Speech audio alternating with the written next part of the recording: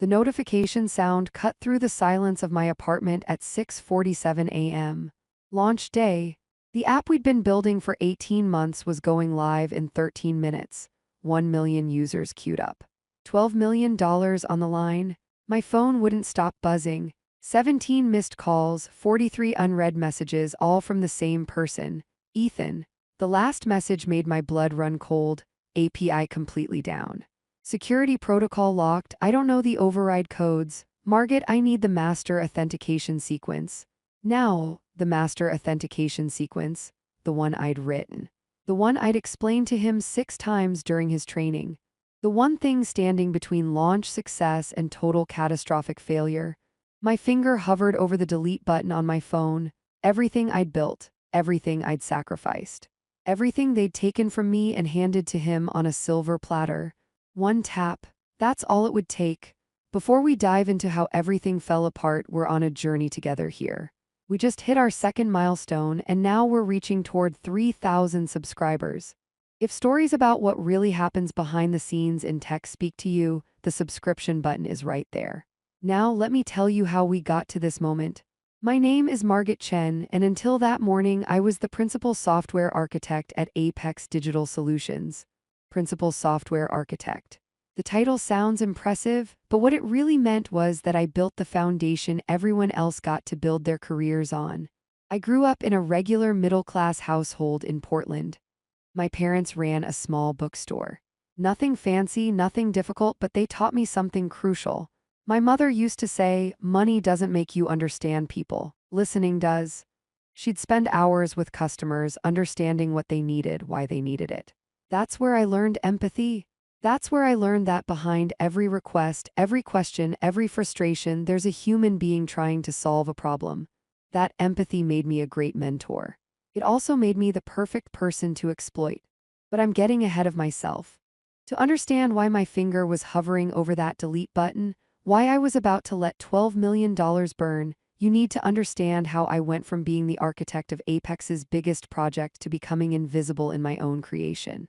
18 months before launch day, the conference room on the 42nd floor, floor-to-ceiling windows overlooking downtown Seattle, rain streaking down the glass like tears the city hadn't earned yet. James Whitmore, our CEO, stood at the head of the table. Silver hair, expensive suit, the kind of smile that made investors open their wallets and employees nervous. We're building something revolutionary, he announced. A financial wellness app that uses AI to predict and prevent personal financial crises before they happen. Debt spirals, overspending patterns, investment risks. We catch them before they catch our users. The room buzzed with excitement. I felt it too. This was the kind of project that could actually help people. My parents had struggled during the 2008 crisis. Their bookstore nearly went under. An app like this could have helped them, could help millions like them. Margaret, James turned to me. You've been with us for 8 years. Your work on the secure payment infrastructure for the Livingston account was brilliant. I want you to architect this entire project. 8 years. I'd started as a junior developer, worked my way up through pure technical skill and an ungodly number of 16-hour days. I'd built systems that processed billions in transactions without a single security breach. I'd trained 11 developers who'd all moved up while I stayed put building the next foundation. But this was different. This was mine from the ground up. I'm in, I said. James smiled. Good, you'll need a team. We're hiring aggressive talent. I want the best. Over the next month, I interviewed 47 candidates. Most were qualified, some were brilliant. Then Ethan Riverside walked into the interview room, 26 years old, Stanford graduate, 2 years at a startup that got acquired by Google. Resume sparkled like morning frost, handshake firm, eye contact steady. Confidence radiating from every pore. I've reviewed your technical specs for the project, he said, settling into the chair across from me. Impressive foundation work. If I join the team, I'd want to focus on the user-facing algorithmic applications. That's where the real innovation happens. Not I'd be excited to contribute or I'd love to learn. He'd already decided what his role would be. The foundation is the innovation, I replied calmly. Everything else is decoration on a house. If the house isn't solid, the decoration doesn't matter. He laughed, not a dismissive laugh, a charming one. The kind that said, I hear you, but I know better without actually saying it. Of course, but users don't see the foundation, they see the interface, the experience. That's what I'm good at. I hired him anyway. His technical skills were undeniable, and I thought I could mentor that arrogance into team collaboration. That empathy my mother taught me. I looked at Ethan and saw someone who could grow, could learn humility through experience. I saw a mentoring opportunity. I should have seen a warning sign. The first 3 months were smooth. I designed the core architecture, the security protocols, the API infrastructure, the data encryption layers, the authentication systems, everything that would keep 1 million users' financial data safe from breaches, manipulation, system failures. Ethan worked on front-end integration. He was talented, no question, fast coder. Clean syntax, eye for user experience, but he'd constantly push back on security measures. This 3-layer authentication adds 17 milliseconds to load time, he complained during a code review. Users will notice.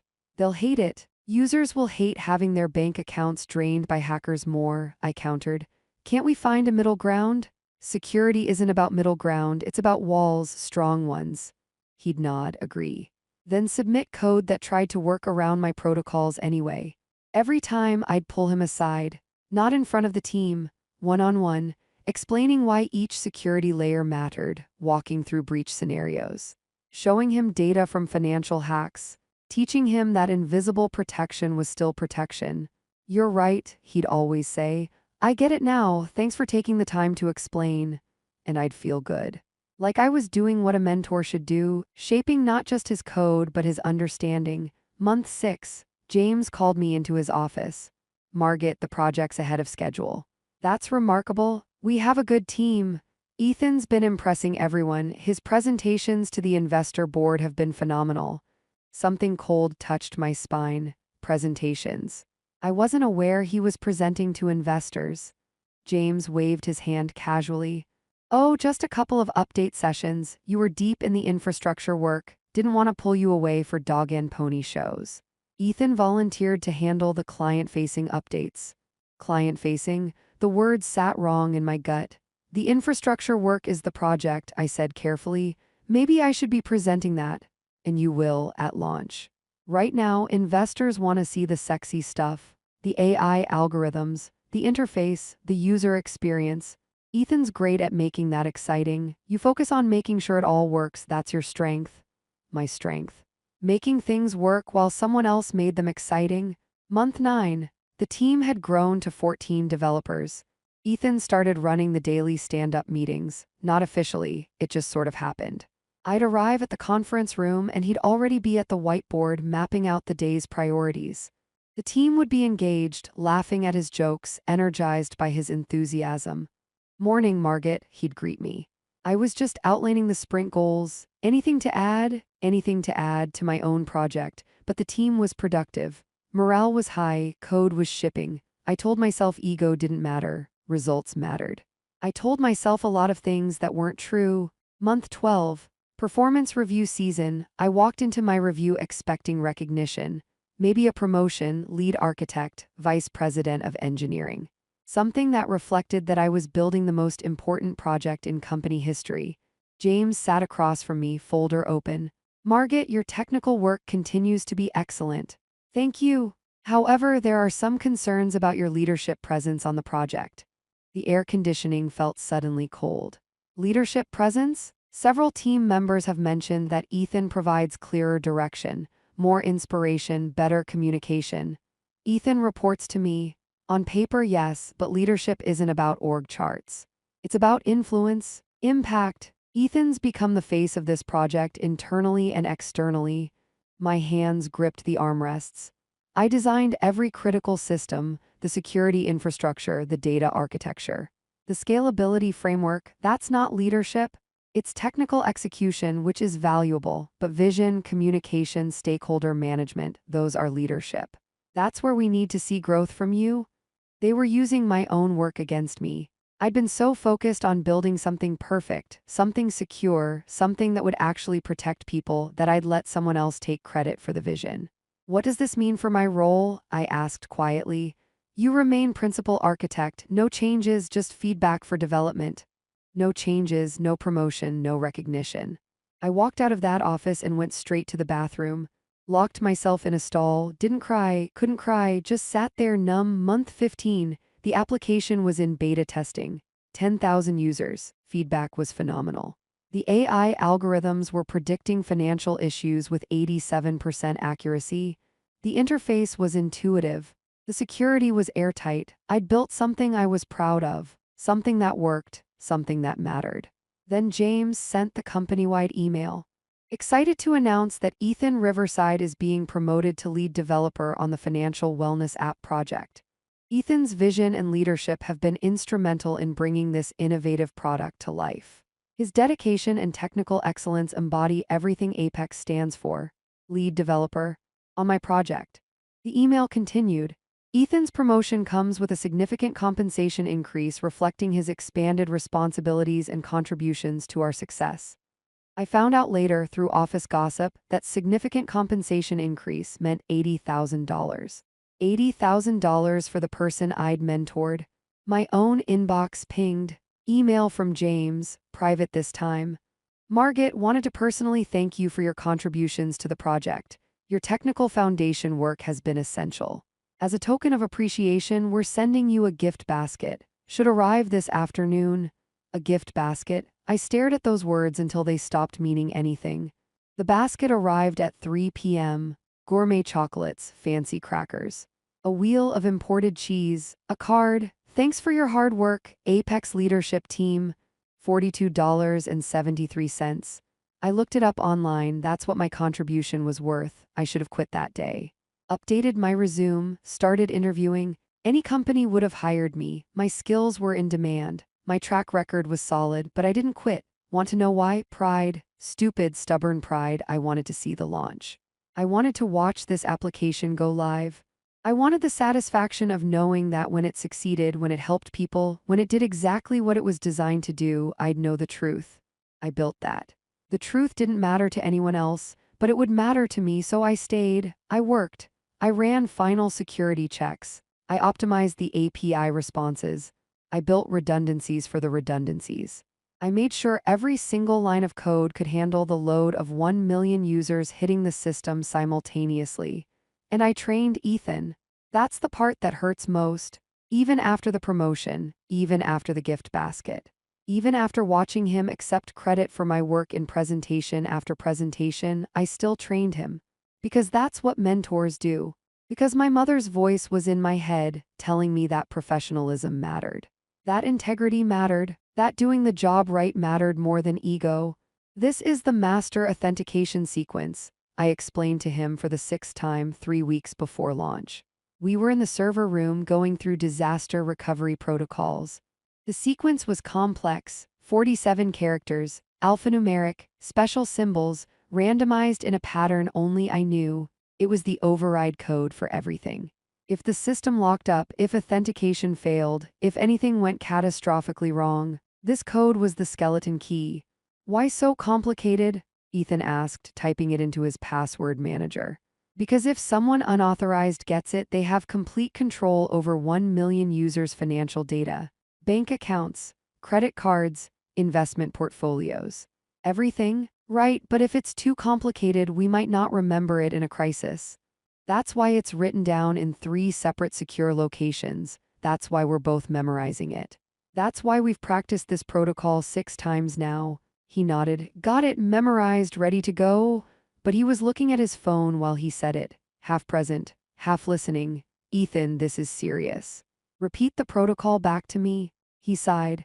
If primary authentication fails, I access the secure server vault, retrieve the master sequence, input it into the root admin portal, and reinitialize the authentication cascade. Perfect recitation. Like he was reading from a script. And if you can't access the server vault, pause, then I contact you? No, you use the backup code from the encrypted file in your lead developer account. I've given you access. The file is labeled Project Cornerstone Emergency Protocols. Right, got it. He didn't have it, but I didn't know that yet. Launch week arrived, the office buzzed with energy. Marketing had done their job, press coverage everywhere. Tech blogs, financial news sites, morning shows, everyone talking about this revolutionary app that would change how Americans managed money. 1 million users pre-registered.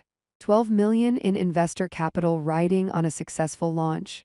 Stock options for employees if we hit our first quarter targets. The launch party was scheduled for 7 p.m. on launch day. Open bar, catered dinner. James had rented out an entire restaurant downtown. I wasn't planning to go, but my colleague Amy convinced me. You built this thing, she said. You deserve to celebrate. So I bought a new dress, nothing fancy, simple black. Professional, I wasn't trying to compete with the spotlight, just wanted to exist in the same room as my success. Launch day, March 17th. I remember because it was St. Patrick's Day. The office was decorated with green streamers someone thought were festive. I arrived at 5 a.m., ran final checks, every system green, every protocol tested, every redundancy verified. The application would go live at 7 a.m. Pacific time. Peak morning routine for East Coast users. They'd check their phones over coffee, download the app, start protecting their financial futures. At 6:30 a.m., I went to the break room, made coffee, watched the Seattle sunrise through the window, felt something close to peace. My phone rang. Amy, Margaret, where are you? Break room, why? Get to the war room. Now, the war room was what we called the main monitoring center. 12 screens displaying every metric. System health, user traffic, API responses, database loads. I ran, coffee forgotten. The war room was chaos. 7 people clustered around screens, all showing red. What happened? I pushed through to the main console. Amy pulled up the logs. API authentication failed at 6:42 a.m. 14 minutes ago, everything's locked down. Users can't access the app, new downloads can't complete registration, the whole system's frozen. My hands were already moving, pulling up diagnostics, checking the authentication cascade. This doesn't make sense, I muttered. We tested this 300 times, the authentication system is solid. Something triggered the security lockdown, Amy said. It thinks there's a breach attempt. I dove deeper into the logs there, a pattern I recognized. Someone tried to push a code update, I said slowly. At 6:38 a.m., 4 minutes before launch, the update had incorrect security certificates. The system interpreted it as a hack attempt and locked everything down. Who would push an update 4 minutes before launch? We both knew the answer before the logs confirmed it. Ethan, Riverside, lead developer. He tried to update the front-end interface. A minor tweak to the welcome screen, wanted it to be perfect for launch, wanted his mark on the final product. But he'd used his personal development certificate instead of the authorized production certificate. A rookie mistake. The kind I'd taught him to avoid in month 2. The system did exactly what I designed it to do. Rejected unauthorized changes, locked down to prevent breach, protected the users, protected them so well that now none of them could access the application. I pulled out my phone, called Ethan, straight to voicemail, called again. Voicemail. Texted, need you in war room immediately, authentication crisis. Checked the clock, 6:51 a.m., 9 minutes to launch. Can you override it? Amy asked. Yes, but I need Ethan to confirm the shutdown first. He's lead developer. Protocol requires his authorization for emergency overrides. Stupid protocol. Protocol I'd written myself because I thought having checks and balances mattered. Because I thought the lead developer should be accountable. 6:53 a.m. My phone buzzed. Text from Ethan, stuck in traffic, bridge accident, what's wrong? My fingers shook typing the response. You pushed unauthorized code, system locked. Need you to authorize emergency override now. Can't you just do it? Need your authorization code. 3 dots. He was typing, stopping, typing again, then what authorization code? Ice in my veins. The lead developer emergency authorization, in your account settings, Project Cornerstone protocols. Hold on. 6:56 a.m. The war room was silent except for the hum of servers and the pounding of my heart. 6:57 a.m. Ethan, I can't find it. Can you just tell me the code? My turn to type, delete, type again. It's unique to your account. System generated when you were promoted. You should have it saved. I don't. I never saw this. Can we skip this step? No, we couldn't skip this step. Because I'd built this system with layers and checks and protocols because security mattered, because protecting people mattered, because doing things right mattered. 6:58 a.m., James burst into the war room. Why is the countdown showing system errors? Authentication lockdown, Amy answered. Margit's working on it. James looked at me. Fix it, working on it. We have investors watching, press waiting, 1 million users queued, fix it. 6:59 a.m. My fingers moved across the keyboard. There was a backdoor. There was always a backdoor. I'd built one because I'm not stupid, because I knew that protocols sometimes failed, because I knew that in a real emergency someone needed to be able to act. That someone was me. I could override Ethan's authorization requirement. I could access the master authentication sequence. I could unlock the system. I could still make this launch happen. My hands hovered over the keys. 7 a.m. Launch time. Notifications started flooding in. User complaints. Confusion, frustration. The app everyone had been waiting for wasn't working, wouldn't open. Showed error messages. My phone buzzed continuously. Ethan, 17 missed calls now, I answered. Margit, thank God, I'm still 20 minutes out. Traffic's not moving, you need to override this. Use the master authentication sequence. I need to verify this is you, I said calmly. Security protocol. Are you kidding? You called me, you know it's me. Verify anyway. What's the master authentication sequence? Silence. Then I don't have it in front of me. You should have it memorized. We practiced 6 times. I know, I have it written down in my desk. I'm not there. You have it in your password manager on your phone. More silence. Longer this time. Ethan, tell me you have the master authentication sequence. I thought it was in my password manager. I can't find it. I must have.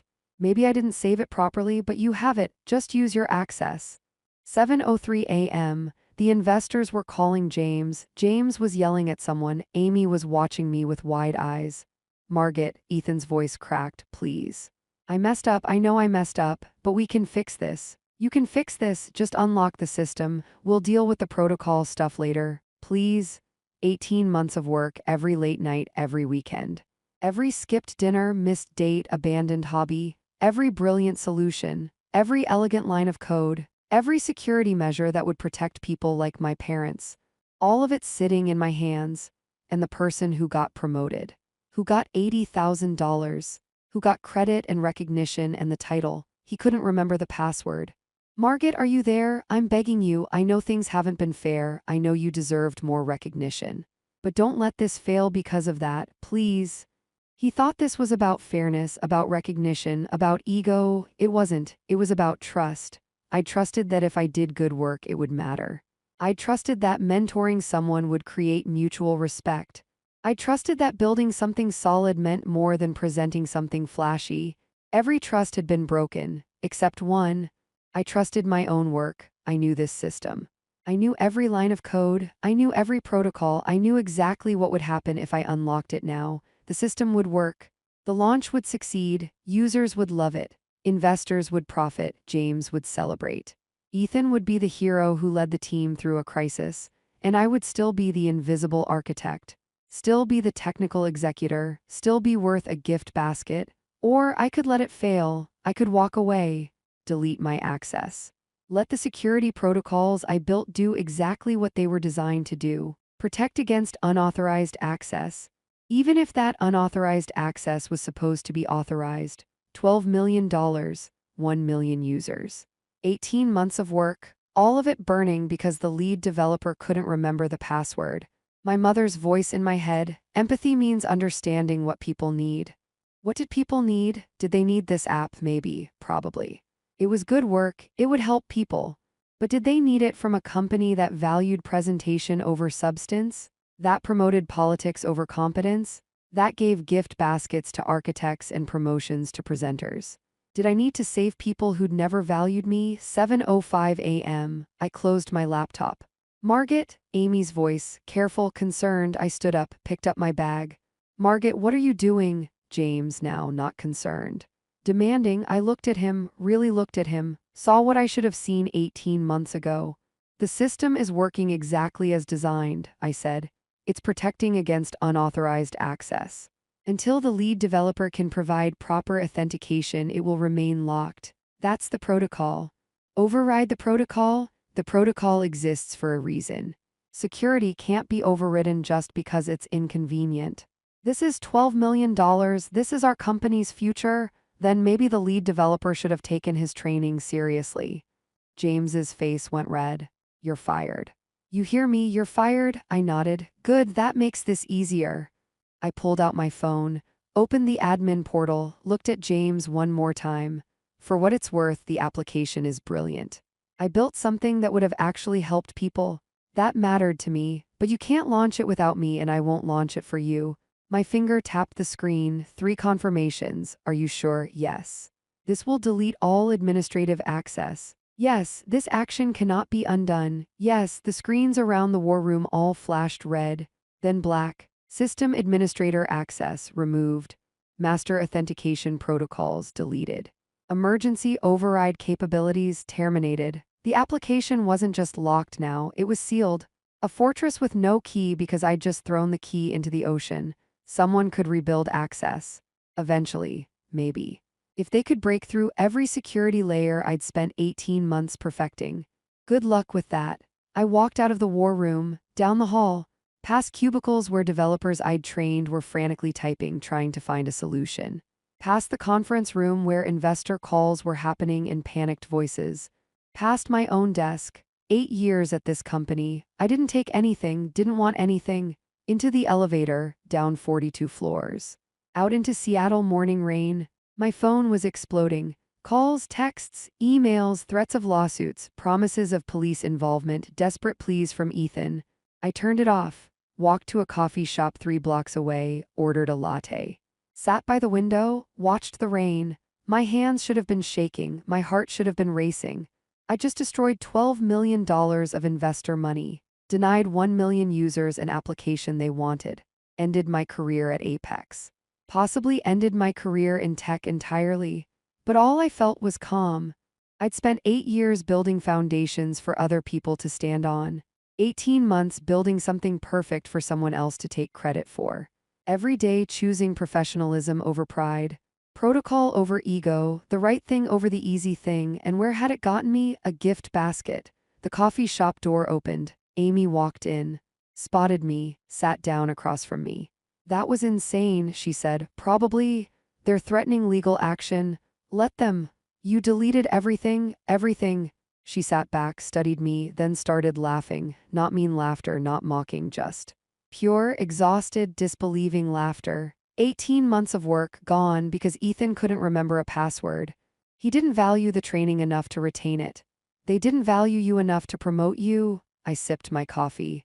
No. They didn't. Amy pulled out her own laptop, opened it, started typing. What are you doing? I asked. Updating my resume. If you're out, I'm out. Amy, you didn't do what I did. You still have a job. A job working for people who gave you a gift basket. No thanks. She kept typing. Also, I'm telling you this as a friend. What you just did, that's going to be legendary. Every underpaid, overlooked, undervalued developer in this city is going to hear this story and cheer. Or think I'm unprofessional. Maybe, but the good companies, the ones that actually value technical skills over corporate politics, they're going to want to hire you? I hadn't thought that far ahead, hadn't thought about what came next, just knew I couldn't stay in what was my old phone. I turned it off, but I could still see the notification light blinking through the black screen. Dozens, hundreds of messages. I didn't turn it on. 3 hours later, the news broke. TechCrunch first, then Bloomberg, then everywhere. Apex Digital Solutions' highly anticipated financial wellness app fails to launch. Company cites unforeseen technical difficulties. Launch date to be determined. The unforeseen technical difficulty was me. By evening, the real story started leaking. Companies like Apex never stay quiet. Too many people. Too many egos. Someone always talks. Sources say lead architect deleted critical security protocols in dispute over compensation and recognition. Not quite accurate, but close enough. My personal email started filling up. Not threats this time. Job offers. 15 in the first day, 30 by the end of the week. We admire your commitment to security protocols and professional integrity. Your technical skills and principled approach would be valued at our company. We're looking for senior architects who understand that foundation matters. Foundation matters. 2 weeks after the failed launch, I met with a lawyer. Not because I wanted to sue, because I expected to be sued. She reviewed everything: my employment contract, the non-compete clauses, the intellectual property agreements. The events of launch day, they have no case, she said finally. You were fired before you deleted access. You weren't an employee at that point. You had no obligation to provide them with anything. I built those systems as their employee, and those systems still exist. You didn't delete the application, you didn't destroy code, you removed your own administrative access, which, as the principal architect, you had the right to do. What about the users, the investors? What about them? The company made decisions about leadership and compensation. Those decisions had consequences. That's business. Business, cold word for what happened, but accurate. Apex never sued. Probably because their lawyers told them the same thing mine told me. Probably because a lawsuit would mean discovery, would mean depositions, would mean every email, every performance review, every gift basket becoming public record. They rebuilt access to the application eventually. Took 4 months. Had to hire an entirely new security team. Cost them another $8 million on top of the 12 they'd already lost. The app finally launched 8 months after the original date. Reviews were mixed. The security had been weakened to make it easier to manage. Breaches happened within the first month. Small ones, enough to scare users. It failed, quietly. The way most tech projects fail, not with explosion but with a whimper and a pivot to something else. Ethan left Apex 3 months after the failed launch. Took a position at a startup in San Francisco. Still lists himself as lead developer for revolutionary financial app on his LinkedIn. Doesn't mention that the app never successfully launched.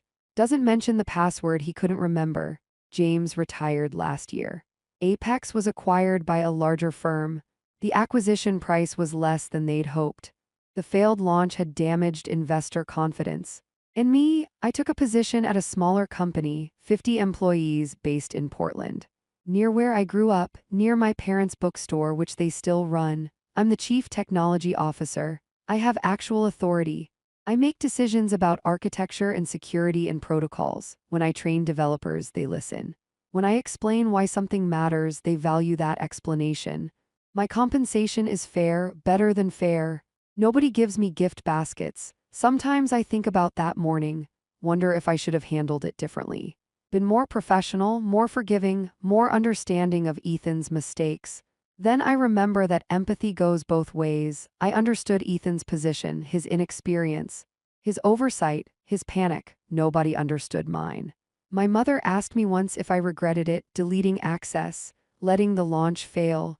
$12 million is a lot of money to burn, she said. It wasn't my money, I replied. It was investor money. They chose to invest in a company that valued presentation over competence. That's on them. But the users, the people who needed the app, that one stung, still does.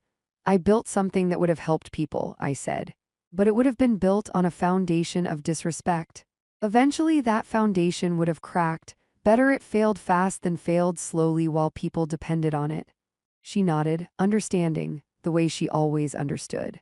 Besides, I added, I'm building it again, here at a company that values the work. Because that's the thing about foundations, about architecture, about building things that matter.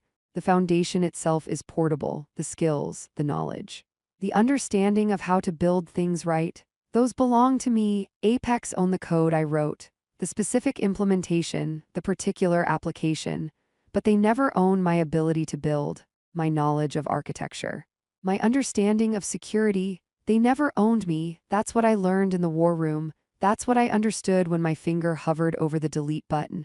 I could build that application anywhere, for anyone, for myself if I wanted. But I couldn't get back self-respect once I'd traded it away. The tech industry likes to pretend it's a meritocracy.